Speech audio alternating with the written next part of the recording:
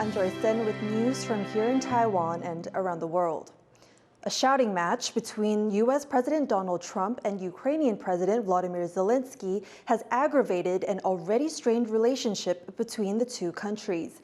Zelenskyy left the White House early without signing a deal that Washington had said was vital to negotiating peace.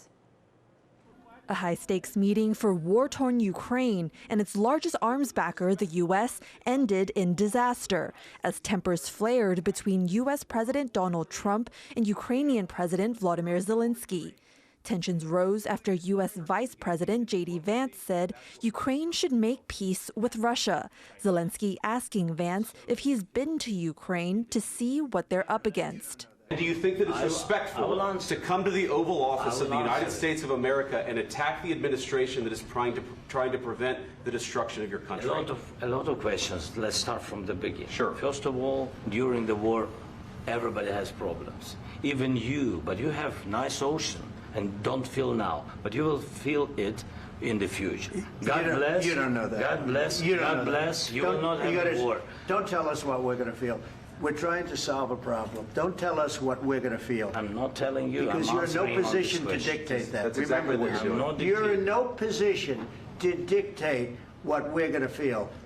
We're going to feel very good. You will feel influence. We're going to feel very good and very strong. You will feel influence. You're right now not in a very good position.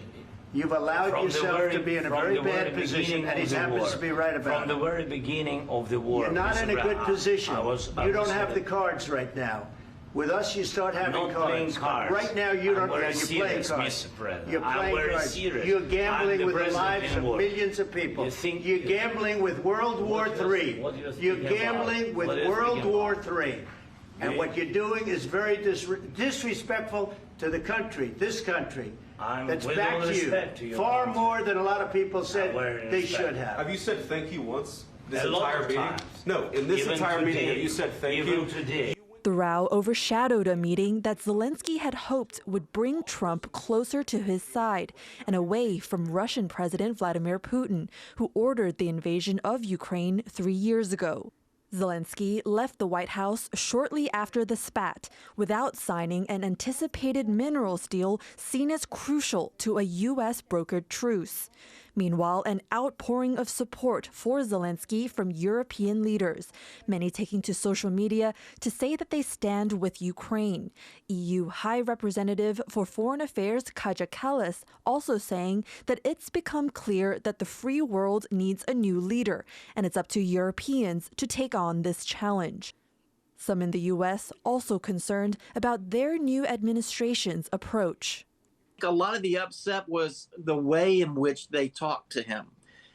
In the Oval Office, of all places, to a head of state and government, and the fact that this looked like some kind of mafia shakedown. It was really how bad the American leadership looked to the world and how ashamed we should be that our leaders act that way. The news of Trump and Zelensky's row even making it to Moscow. Два такие экстраординарные личности, и они не могут просто так, наверное, спокойно поговорить по-взрослому, как два. And in Kyiv, growing fears for the future of their country. Він повністю відстоював наші інтереси, він не дозволив нам залізти в якусь кабалу. І я вважаю, що одна з заяв Трампа була в тому, що президент Зеленський корумпований політик. Тоді в мене питання, чого його не змогли підкупити, щоб він підписав цю угоду. All eyes are now on how the U.S. and Ukraine will salvage relations to get to the negotiation table and talk peace, and the minerals deal Washington sees as repayment for its military aid in limbo, while war and destruction in Ukraine rages on. Lian and Joyce for TaiwanPlus. A spokesperson for the European Union has condemned the recent damage to Taiwan's undersea communication cables.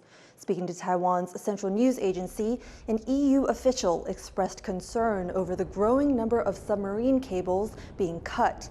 The spokesperson mentioned the EU is exploring the idea of so-called submarine cable diplomacy to address how to protect this critical infrastructure.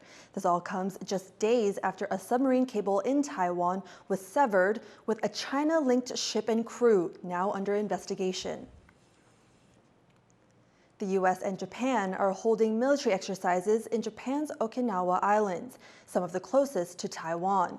While the two countries have long-standing security agreements, there's concern that with the U.S. focused on other conflicts, Japan may have to take on more to ensure its security. For more on this, Jaime Ocon spoke to Reina Sasaki, a Japanese security analyst based in Washington, D.C. Is there a concern in Japan about the United States prioritizing other areas with active conflicts like in Europe, and maybe that will lead to abandonment from the United States? So there is a latent concern in Japan regarding U.S. strategic commitment, particularly in light of Trump's return to office. However, this concern is tempered by Japan's recognition that at the working level, the U.S. security establishment, both within the Pentagon and the State Department, remains committed to regional deterrence and alliance obligation. So even under the Trump administration, as long as he remains designated from defense and broader security aspects of China policy, the U.S. deterrence framework in Asia will likely continue functioning at the operational level. The risk increased if Trump personally engaged with China and Taiwan as part of a broader geopolitical deal. In such a scenario, Japan fears being bypassed in high-level negotiations, particularly if Trump sees as an agreement with Beijing as a means to secure peace deal in the Taiwan Strait. And for Japan, what is the priority here for security? Is it Taiwan, or is there a specific area that Tokyo is most concerned about? In my understanding, Senkaku Islands. So there is a concern that U.S. under Trump administration might demand something in return for maintaining its commitment to defending Senkaku/Diaoyu Islands.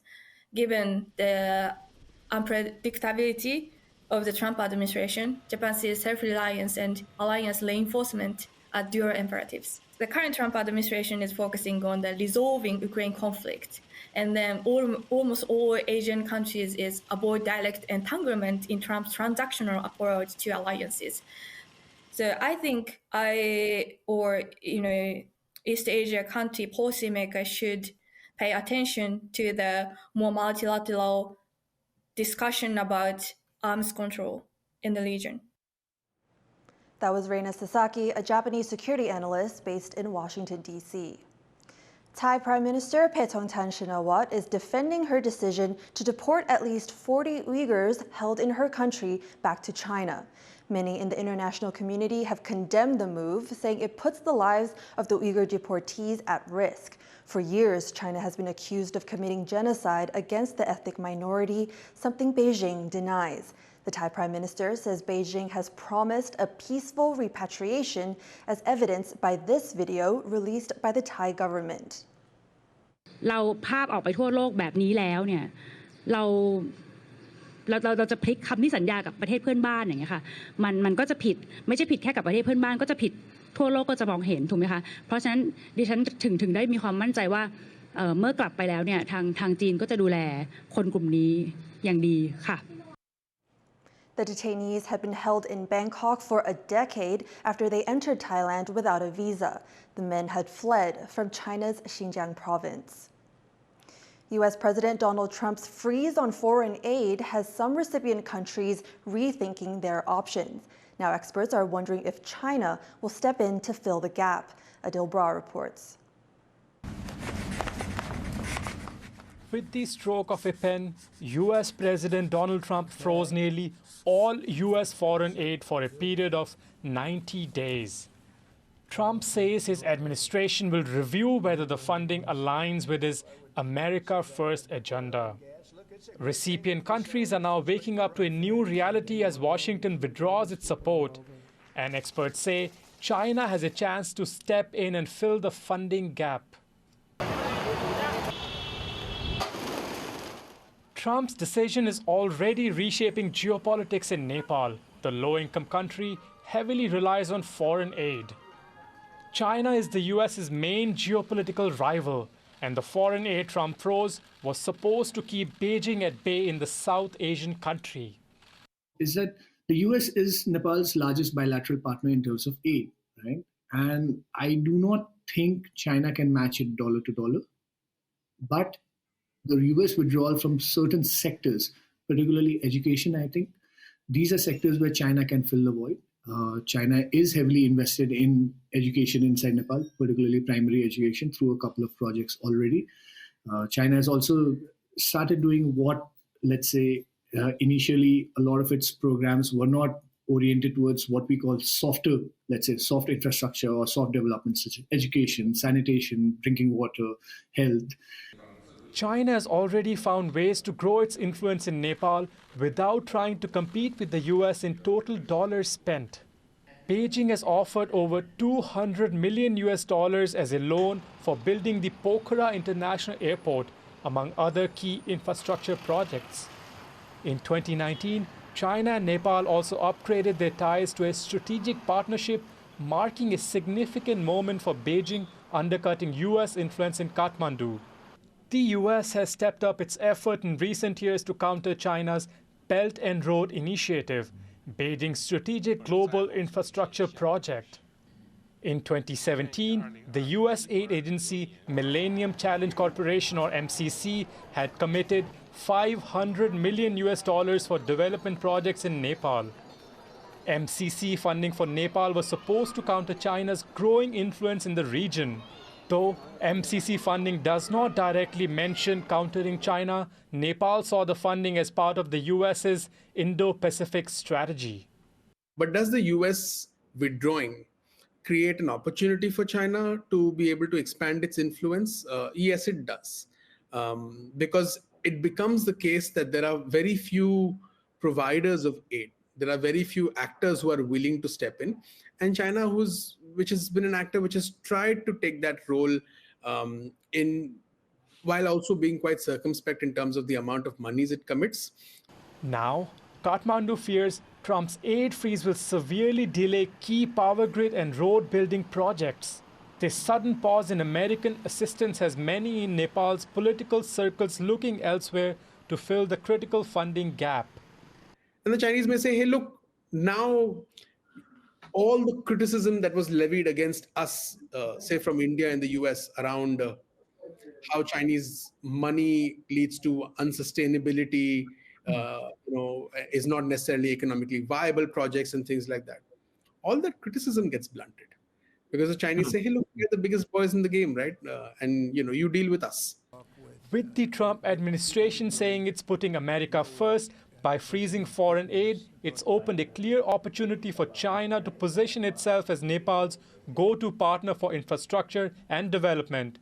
This shift could have huge geopolitical consequences, not just for Nepal, but also for the world. Adil Brar in Phu Hong for TaiwanPlus. Over 80 Indonesian nationals rescued from a Myanmar scam center have now made it home. They were tricked into traveling to Thailand with promises of high-paying jobs, only to be taken across the border into Myanmar and forced to work in scam operations. Many had to work more than 16 hours a day and faced beatings and other abuse. Thousands of people have recently been rescued from these scam centers, but most are still in camps on the Myanmar-Thai border. Thousands of people have been forced to evacuate their homes as forest fires sweep across northeastern Japan. The fires first broke out in Ofunato City on Wednesday. Japanese media reports at least one person has died and at least 84 homes have been damaged. Rescue teams are searching for people affected by the fires. Thank you for watching What's Up Taiwan. For more, please visit the TaiwanPlus website or follow our social media. Now, before we go, we're heading to Rio de Janeiro, where the 5-day Carnival celebrations have officially begun. I'm Joyce, and take care and see you next time.